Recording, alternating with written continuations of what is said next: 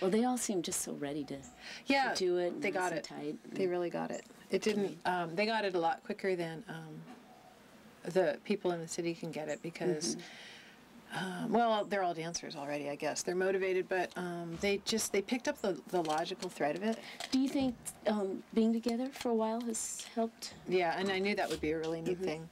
And I wish I had planned the pattern of it a little. I didn't know what to plan, so I didn't. Right. But for tonight, you mean? No, just for the whole retreat, I could have really flowed through it in a logical way, because I do, even though I don't think in linear patterns, I can organize my circles into linear patterns for special, presentations when I have a condensed amount of time. And I could have been a little more direct with how we did the workshops. Right. But since I wasn't sure what the schedule was, I kind of kept going in circles, but they got it. Yeah. Which is really, I think so. It's really great. And every now and then they tweak about the technique, but I really feel like the technique will come because they got the format. It seems to me that you're not such a stickler about technique, at least for this situation, which is nice. I think that other directors I've had they get just so bogged down in technique and they forget about the feeling or the emotion between the people. Yeah. I am a stickler about technique, but in a group of 30 people coming from all different places, I knew I wasn't going to be able to get it. So it was sort of an experiment to see if I got them to understand the format, if the technique would... I firmly believe that the technique comes from feeling grounded in the format of how the music goes and how the leader will interpret things. And the steps have to go... They can only end up in one way. So if they're following the format, they usually get the step. But I can technique them to death. I love technique. I love the nuances of the littlest things. And it's frustrating, 30 people and not enough time to really get that. I want it out of them. The solidity. Yeah, because there's a lot of posture floating around here that needs to be. The posture is the other part of it. The format you need, but the posture you need. And once you have those two things, the technique comes. And I could have worked more with their posture, but I didn't. I just wanted to make sure they got enough of everything to build something. Yeah. I think they're all inspired. The general consensus is that, whether they'll actually go and use this in a troupe situation, I just feel like everybody's thinking about dance in a different way. And I'm really excited to see that. So. And I mean that. I'm not just... You're not just saying that for I'm not just saying that for the camera, right? Okay. Keep going. Okay. Well, first of all, I'd like to welcome you to Maunalea Gardens and Maui. This is Delilah's Visionary Belly Dance Retreat, which she does every year. This time of year, January.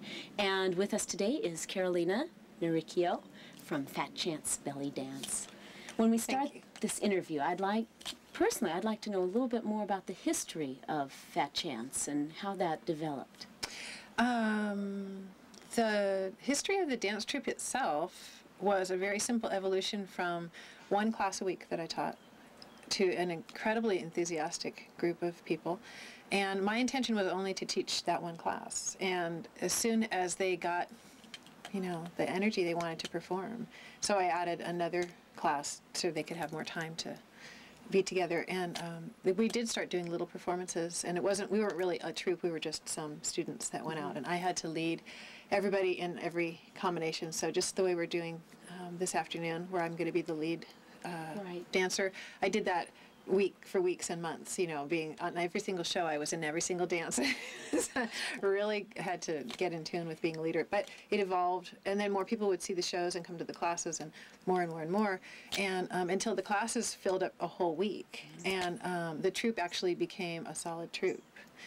So it was really just an extension of my students' enthusiasm. How many did you start with at first? It seems like the working group has always revolved around 5 or 6. And for a while, it was a real solid 5. And I have this tattoo on my back that is a copy of the medallion that I wear when I'm dancing of 5 diamonds. And that was neat because it was 5 solid people, and that was the troupe. But then people started to come and go, so no, it doesn't always. But that size group seems to be it, although now we've kind of grown. We go to 12 back down to 6, up to 8. It, it moves around. But it's, when I saw you at Ricasa, I think that was probably about 3 or 4 years ago, it seemed like there were 30 people, and just the solidity of your group, it feels like there's even more, more dancers present on stage. Yeah. So maybe that has to do with the philosophy behind tribal dance. Can you explain a little bit about that? The philosophy behind tribal dance is nothing more than common sense. It's a group of people working together and having a nonverbal conversation. And it evolved purely out of the need for it, because when we first started dancing, we didn't have set choreographies because tribal doesn't really lend itself to that rigid a structure. And we did have people at different levels, and we just sort of, when we took on the stage, we found that working cooperatively for that success of the whole group, certain things certain successful patterns kept repeating themselves, and so they became like part of, all of a sudden it began to be a philosophy of who the lead dancers were and who the elder was in the troupe. Depending on, if I was there, I would always be the elder, the most experienced. If I wasn't there, or if I wasn't in that combination, the next most experienced person would become that person. And then there's always the people who are naturally good at interpreting things and leading, and even without experience, they would become the natural leaders. So the steps themselves sort of evolved around the need to be able to see the improvisation work that was going on. So that whole idea of angling your right hip towards the audience, we call it the showgirl look, with your hip out and your shoulders turned like that. But it's very logical because you can see the lead dancer comfortably, and you can also look towards the audience comfortably, and you feel very comfortable in what you're doing. So that need to feel comfortable on stage, because we were working improvisationally, just sort of started to evolve the set of principles. So in terms of technique, the principles all comes from your posture, from your grounded, centered posture. And if you're grounded, you can move in any direction. So I would work with them a lot to understand their posture. And then taking it into movement, it just had to be this logical thing. If I'm the lead dancer and I can't talk to you, I need to be able to telescope a gesture to you that you can grasp. So then the steps began to be simplified. It was almost like the more advanced the group got, the simpler the steps got, because we realized that little details were what would throw us off. And I found that here, working in the workshop with people who have studied with different teachers, their taksim is not the same as my taksim, which doesn't make any difference. That's fine. All taksims are beautiful, but to be able to follow it, they have to be the same. So it's sort of like the within discipline is freedom idea, that if everybody can just grasp the same idea and go with it, within that comes a lot of new ideas. There seems to be a lot of power, and power is a strange word because I don't mean that in an egotistical sense, but that when you have more than one person doing the same move, I feel like that really allows the audience to maybe experience what the dancers are experiencing, maybe even more so than a single dancer. The other thing that just seems so incredible to me is the joy, and I want to use the word power again, that comes from having people behind you, people supporting what you do, and more than encouraging. It feels like everybody's together. I think you mentioned in the class a safety net, and can you explain that a little bit more? Yeah, that whole powerful unity and safety net feeling also evolved from common sense, and a lot of it evolved from my shyness, because I've been dancing for... Get out! Yeah, no. It's true. It's totally true. I'm very shy and very insecure. And when I first started teaching, I didn't want to perform again because I had already danced for 7 years in my teacher's troupe, which was fine because it was the same sort of, it wasn't such a regimented tribal style, but we worked in a group and I always felt supported. But I have no desire to solo. The only time that I'll solo is in a really protected group of people. Sometimes I get invited to do things for a community that I know, and I'll do that.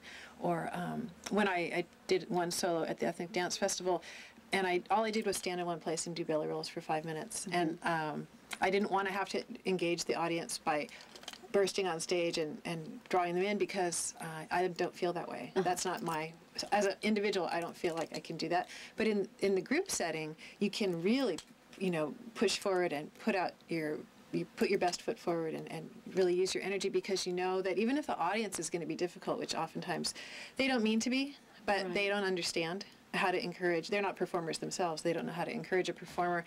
And so they give you quizzical looks or flat looks, and you start wondering, oh, something's wrong. I'm not doing this right. But if you look that and you see that in the audience, you know that behind you is this group of dancers that think you're the cat's meow. And it gives you the opportunity to really become more confident and solo-oriented. And everybody in the chorus knows that eventually they're going to get a turn to be out in front too. So there's some people who really are very extroverted and really like to perform, and instead of them feeling frustrated, like all I ever get to do is be a chorus girl, eventually during the set they'll move out into the front as a solo or a duet or a trio or something like that. So it works both ways. The very shy people feel supported, and the very extroverted people feel like they'll have their time too, and they'll be supported. And it is the catcher's net thing. I really recognized that actually when we did a few big choreographies for the big stage, because we found that improvisationally we didn't know how to use the immense theater stages.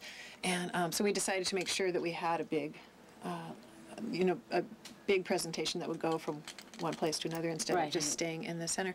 And but so we started to develop choreographies, and we realized that we were still using our improvisational techniques to build the choreography. So the choreographies, if you get to see them, are really an excellent way to understand the improvisation, because they are metered to go on the sets of 4 without any pauses.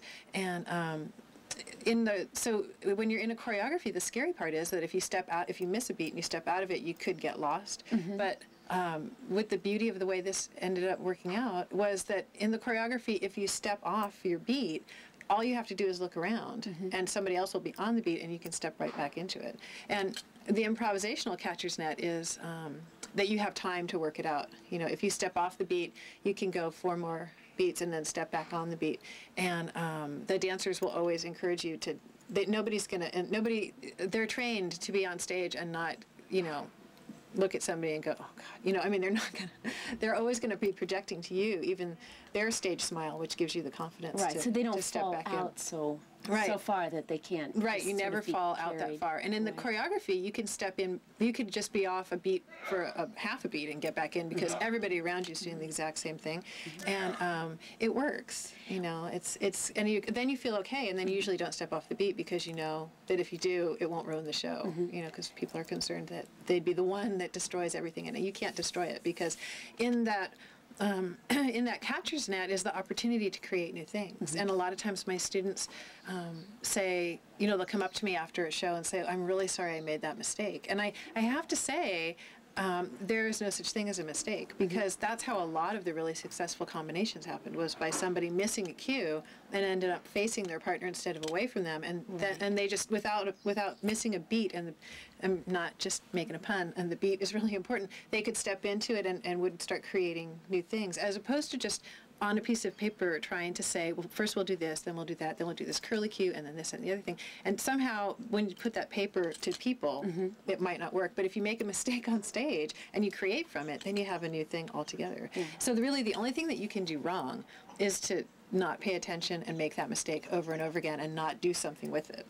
You can't just make a mistake and let it fall flat as an error on stage. You have to just make a mistake and think, oh well, I'll just keep going, and the people around you will pick it up, and it becomes fine. It's fine. So I've done a little bit of folk dancing, and I feel like I'm swept away. I'm carried away by all these other people, but it doesn't have the same kind of strength, or the same. You really are simply a part of this line. But with the tribal style belly dancing, maybe it's that everybody does get a moment to shine, or that you take groups out to get their solo. That there's more. I feel like it allows for a little bit more independence, even, or more creativity than just staying with the same steps over and over again. It is a lot like folk dancing, but it does allow that individual thing to emerge. And the tribal, like if you said what is tribal philosophy, the thing that I would have to say, it is the success of the group working as a whole as opposed to individuals. But once the group understands that their goal is to succeed as a unit, they become very very confident and very creative, and then their individual personalities can come back out. So the first thing that I want people to do when they start working as the group is to drop the ego and work for the group. And a lot of people want to do that. They don't. They come ready for that. They're very shy and nervous, and they don't want to be by themselves, so they go right into the group. But then they get stronger from being in the group, and they do push forward. And then the other half are the people who come in and don't want to be subsumed into a group. They want to be able to shine individually, and when they drop their ego and work in the group, they come back into the foreground when they get their opportunity with a whole different presentation. So it does definitely build people's individual natures by making them feel confident and strong and comfortable, and it then comes the real projection on stage, out of that security. So yeah, comfort. I mean, you've said comfort a few times, and I really have to admit that, having tried a little bit, yes, it is a very comfortable feeling. And maybe there's something in the subtlety of the movement and the comfort that people feel that makes this so powerful, so exciting to watch and participate. Well, then the power part, you mentioned power before, and we didn't talk about that. It is a very unusual use of power, I think. We think of power as being an aggressive tool, and it's not in this setting. It's the power is to be able to express yourself, because as much as we say that America is a country of individuals, they're not really. We don't express our real true selves. We express as much as we can in the boundaries of society. Yeah, right. And when you build that little tribal unit, it has its own set of boundaries, and the power, for some reason, the power that comes out of that, of not wanting to be individual but wanting to be a group, when it finally opens up, the power that comes out is just overwhelming, and the audience gets overwhelmed too. It's that, and you have that patterning. A lot of it is just like really natural response to the patterning of the music. The Egyptian music pounds out those 4/4s, and there's a lot of nuance in the background, but there are not strong melody lines in the tribal fast work. So with that sort of heartbeat repetition of things happening, and everybody's doing the same thing, and they're doing it the same way. Right. The same way. It's that posture, it comes out the same way. And the message that it sends out is this really incredible unity, and you do really get this feeling of there's this invincible group of women. It's got a real Amazonian look to it, and the women like that. They don't want to look. Sometimes I'll try to introduce something a little more subtle, and they say forget it. They don't want to do it. They like that power, and the audience responds to it. We've never had anybody come up to us and say, that was a good show, but it would be better if you were all softer and more pink. I mean, people love it. They see this big, black, red, yellow, powerful group of women, and they feel. I think they feel like, why haven't I seen this in women before? And it's because society doesn't tell us to be that way. I mean, you meet individual women that occasionally are very strong, but in this group you see, 6 or 12 people on stage, and they're all carrying this big open gesture. And the music creates that repetitive, that wheel that brings the power out. And the gestures are all designed. I actually reanalyzed the gestures after I started studying with my teacher. I just did what she said, and she always wanted us to have an open carriage, and not things that were down towards the ground, but things that were up. And I liked that. And when I started doing my troupe, I found that the same comments would be made over and over again about different steps. So I really started to study movement analysis and looked at what we were doing. And by a lot of different kinds of notation, we would be defined as always opening and as opposed to enclosing. And we tend to keep our hands and our arms away from the powerful part of the body here. And the only time that your hand would cross your face would be to frame it as opposed to block it. So there's no hiding behind something and peeking out. It's all very it's very proud of itself, and willing to show it off, but it's not an arrogant thing. it's the absolute display of female beauty, which encompasses strength. That's sort of like the thing that we leave out. So there's always this showcasing of the body or the technique or something like that, but not from a coquettish angle of trying to get somebody to look at you. It's just sort of you're affirming with them, isn't this a beautiful thing to look at? And it's just a stage thing, you know. I mean, we don't walk down the street with the same, you know, it's very different, but it's for the stage, it works. And it's easier to follow, but I also feel that it is that you want to present yourselves as strong and together and relating to one another. Now, in your experience, then it seems too that you almost have a telepathy when you're on stage, or when you're spontaneous but still aware of an audience, that you'll change a movement and people seem to know that that's what's going to happen. Can you talk about that a little bit more? Yeah. I don't know if telepathy is a good word, but I think there's a little bit of, if we could coin a phrase, telepathy through familiarity. I mean, you get used to successful combinations want to repeat themselves. And they just, even if you didn't plan to use a combination, because the Egyptian music is got that steady 4/4, you tend to hear a phrase and know that after you do this sweeping movement, it might be really good to add a staccato movement. And the other dancers feel that too, because they've gone through that combination and they know that that's nice and that it would fit well there. So I do think that there's a little bit of a mental thing going on because of the familiarity. But I had the other side of that. So it was a little bit of telepathy, and there was patterning, and it'll come back to me. Yeah. Let's see. I'm trying to think back. What did I say? Well, it's just that maybe it's just that I was going to say the 4/4 of the music. All the steps are in 4, whether they're really in 2 or really in 8. They can still be grouped into 4s. So you can anticipate changes. Familiarity. Yeah. What did you say? Telepathy with. What telepathy through familiarity? Yeah, I like that. I like that. But they follow logical patterns. 4 beats in a measure, 4 measures in a phrase, and so you can anticipate the changes coming at the end of 3. You get time to prepare on 4, and then you come down on 1. And we all know that 1 is the right foot. You know, your weight should be on your left, so you can, gesture with your right. And so there's below the waist, there's a real mathematical equation going on, and above the waist is the changing in the arms, a big strong change of, if I had my arms up for a set of movements and I want to change something, I need to pick a movement that would bring my arms into a different position, so that the dancers who are looking forward can see the change without having to look down at my feet. And they just get used to it. In the beginning, they don't believe it's going to work at all, but it does. Is it, except for the times that you have to choreograph something and you've maybe warned the other dancers, oh, we're going to come out this way and then we're going to recede back. In which I forget immediately. Yes. Is there a really good reason not to choreograph if your director doesn't have a very good memory? Is there a lot of spontaneity?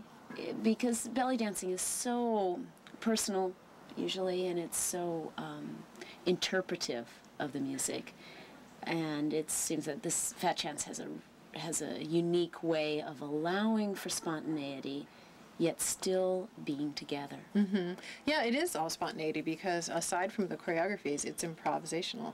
And the improvisation is coming from the spontaneity that the lead dancer feels listening to the music. And that's the familiarity thing, because the other dancers are listening to the music also. And we do so much of this stuff together that we start to think the same way. And but there's always that, because it's not a choreography, it could change at any time, and it really keeps people on their toes. You know? I mean, people have told me we look really focused and alert and bright when we're dancing, and it's because we don't know what's going to happen next. Yeah. And you're not counting. You're not necessarily, beyond the 4, and you know what those steps are. You're not trying to think ahead, oh, what am I going to do 12 measures from now. Right. Yeah, right. So it keeps you in the moment. Yeah. Ooh, boy, it's like That's a real, great. almost like a moving meditation. It is like that, because it does keep you in the moment. You have, if you moved into a half turn that had 8 counts. You'd know that when you turn away from the audience, you have 4 counts where nothing can change. You're secure for this moment. But on your 3rd count back to the front, that could be the moment that it changes. So you have to come right back into that spot. Right. And you don't know what's going to happen when you turn around, so you have to be alert, you have to be focused, you have to be ready to go, and the lead dancer has to be clear about what they're doing. I've seen some troupes dance, and I get the feeling sometimes that 1 or 2 of them will be saying in their minds, well, I'm doing it right. And with the tribal style, there's maybe, and you said this, there's no right or wrong. There's no right or wrong movement, and that spontaneity. I don't feel like anybody is ever really thinking outside the group. And if they do, maybe they don't last. There's a problem with that, thinking, well, I'm right, but everybody else. There's a real problem with people thinking, I'm right, but she doesn't get it, And because the moment, if you were actually on stage performing, although you couldn't get into my troupe and be on stage performing and have that thought in your head because it would have been drilled out of you a long time ago. But even in a class situation, if you think, I've got it, but that person is awkward and they're messing me up, the second that you think that, you are going to miss a cue because you let your mind wander into your personal environment. And it just doesn't matter what other people are doing. All you need to do is take care of yourself, and they'll be working it out on their own. I've been teaching for a long time, and I watch people who look like they'll never understand what's happening, eventually work it out in their own, and they come right up into it, and they're right there. So when you're working with a group of people, if you let your mind stray to your own, presence, or your own, I don't want to say arrogance, but well, it is. I'm right and you're wrong. Right, that's definitely arrogance. If you let it stray, you're immediately going to be the one that blows it, and everyone is looking at you, and so really. I mean, I've done it myself, and I've seen other people go through it, and you have to just accept the development of the other dancers, but you have to be realistic too, and that's one of the things that people say all the time. They want to know, what is it? How do you What's the secret? What's the secret? How do you get those dancers to do that? And because I am a total hard line. In class, I'm very gentle with the beginners. I nurture them. True. I don't. Yes, I don't snap at them. I keep them. I want to get them happy and comfortable and flowing. Then they get more intermediate, and they have to be a little more directed, but they usually are. By the time they get to be advanced or in the troupe, you have to be able to take a direction that's shouted at you and not have a personal. You can't have a nervous breakdown just because I shouted at you. And the only reason I'm going to be shouting is because the music's on. I'm not shouting at you because I need to get your attention because I know that you can hear me. But if sometimes people just get goofy, and they're not thinking straight. They get too arrogant. They're having emotional problems. I don't know what, is going on. And I have to be very direct with them. You are not enriching this group. Yeah. You have got to get it together. And I've had people step out or pulled people out of shows when I just felt like they weren't cooperating. And it usually has nothing to do with the group. It's usually some emotional problem that they're having outside of in their everyday lives. And that's okay. All you have to do is come to me and say, I just don't feel grounded. I'm not happy right now. I don't feel like I want to work with these people. I want time off, or I want to not do the show. And I would rather people do that, step out, than get on stage and contaminate everybody with their ill feelings. So now suppose one of those persons happens to be one of the leaders or somebody that you're actually counting on for we'd have to movement. Talk. We'd have to have a discussion. Usually lead people, by the time they get to be, strong, experienced leads, they know how to keep themselves together, because usually at some point during their development they had to come into my office and have the talk, and they don't usually panic at the last minute. They're usually really good at just at least keeping it together, and falling apart afterwards, which is not optimum, but when you're that experienced, you can fake it on stage if you need to. So they don't usually do that, but does the communal feeling suck them back in, though? I mean, if they're cooperating. I think if they say, well, I'm not going to be thinking about this now, that really then the safety net right. is. You mean like during a performance, do they let go of it? Yeah, they usually do, if they can make it that far. And one of the other things that I was going to say about that is although the group is this nurturing whole, it is not. It's not a basket case for people to fall apart in. You know what I mean? It's like not the support group. It's no, not, it's not a therapy group, and it's not a family group. It's a performing arts group. And a lot of times people will sort of fall into the safety net and just want to keep blowing it over and over again in their personal lives because they know that the group will take care of them. And at a certain point, the group is very interested in its own survival and will say, you have to get it together. You know, you are not helping us. And I try to give them the visualization of the idea that if you have a well that has to feed everybody, or, you know, give water to everybody. No, well's not a good example. A pot, we'll say a pot, because that's not a natural source. It has enough in it for the whole group if after you take something out, you put twice as much back in.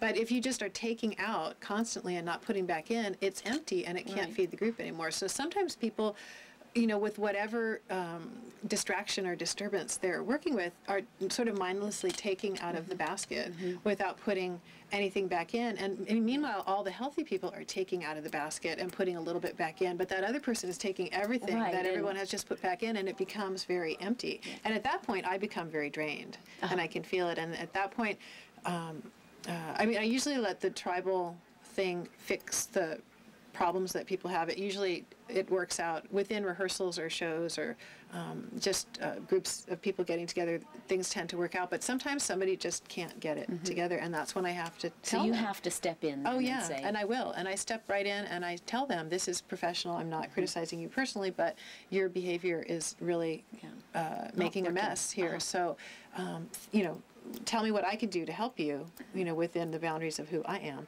And if I can't do it, go off and fix it, please, and then come back. But you can't keep taking right now because we only have enough for everybody that's here, and not someone that needs double, triple doses of that sort of psychic nutrition, you know. So, but it doesn't happen that much because people are usually very happy. They look at the dance as the part of their lives that they can't wait to get to because it's so secure. And strong, and it's strong, and it's very disciplined. So back to that thing of what is the secret? The secret is that I am very tough, and I discipline the dancers, and it's just, you know, it works. You know, the structure works, the discipline works.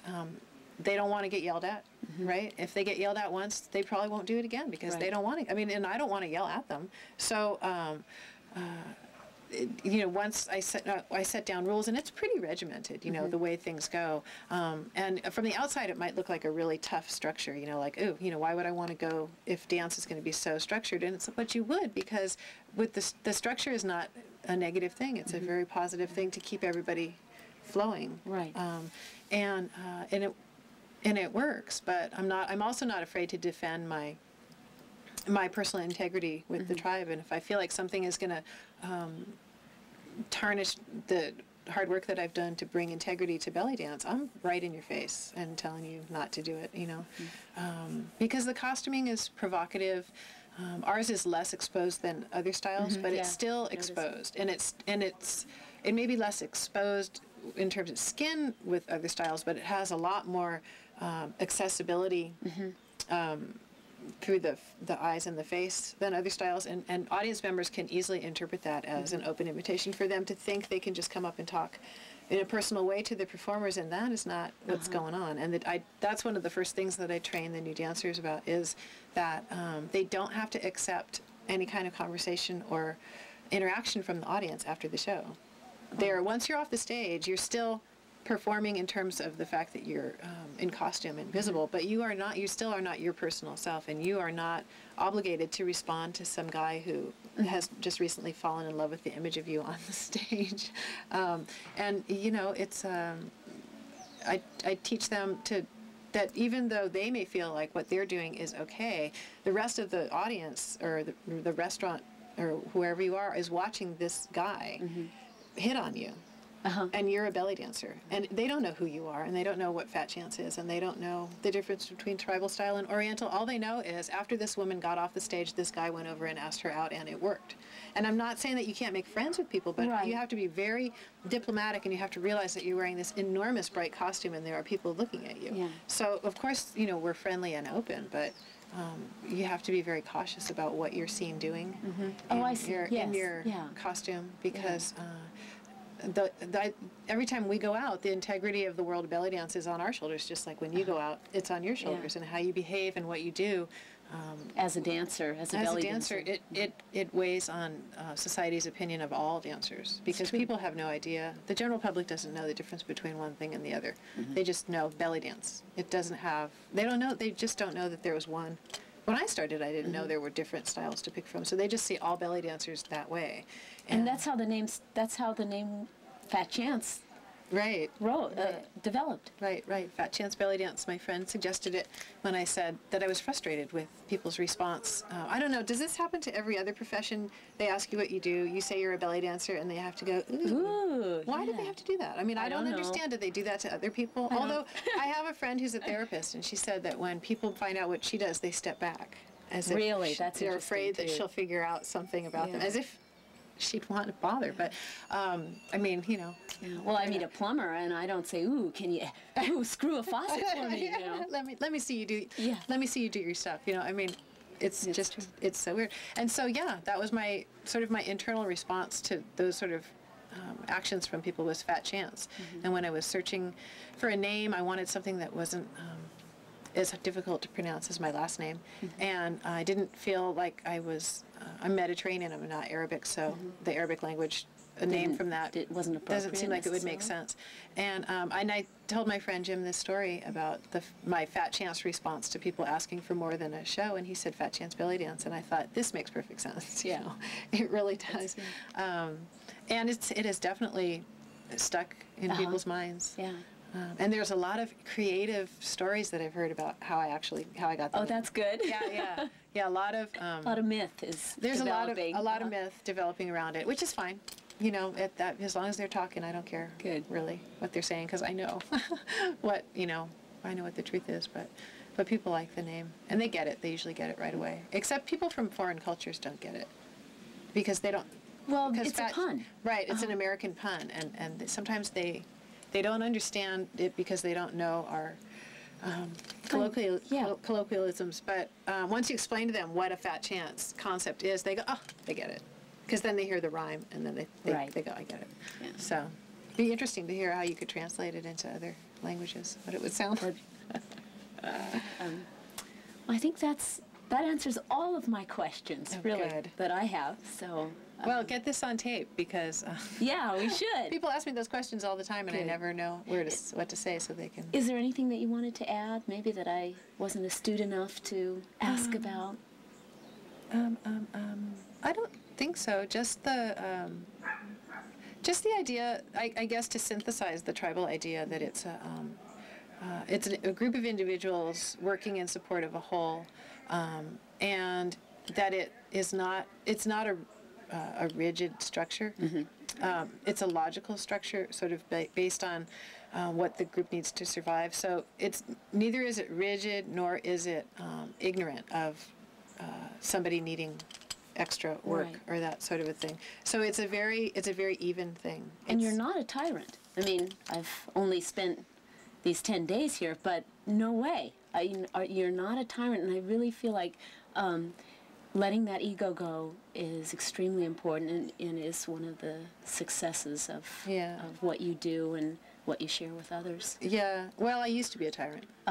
It was my own. I had to evolve past that, because when I was working with really big classes and groups of people in the beginning, I have such an organized brain, and when people would be chaotic, I just used to slam into this tyrannical approach, to get their attention. And for some people, they got it. They were like, oh, right, we're supposed to be focused. And other people would just get so upset that they didn't like it. And I sort of had to look at that. And what I found after a while was that the power structure was established, and I didn't need to keep doing that. I didn't need to. I had already established myself as a very tough individual, and that new people coming in would already know that and wouldn't need me to demonstrate for them how incredibly tough I can be when I need to be.